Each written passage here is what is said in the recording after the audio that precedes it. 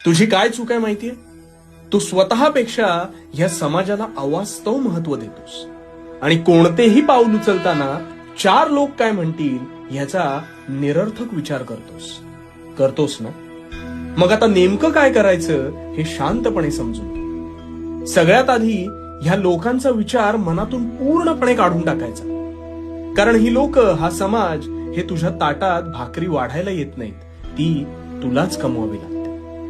म्हणून कोणतेही काम करताना ते जर तुला पटत असेल, त्यातून जर तुला निरंतर आनंद मिळणार असेल, तर खुशाल ते स्वीकार. ते काम करून त्यातून तुला किती धनप्राप्ती होणार आहे हा विचार करत बसू नकोस. जर तुझं मन त्या कामात रमेल तर लक्ष्मी आपोआपच तुझ्या पदरात पडेल. पण काम करताना ते मात्र प्रामाणिकपणे कर. तुझ्या अंतरात्म्याचा आवाज कधीही लोप पावू देऊ नकोस. आणि मग बघ, तू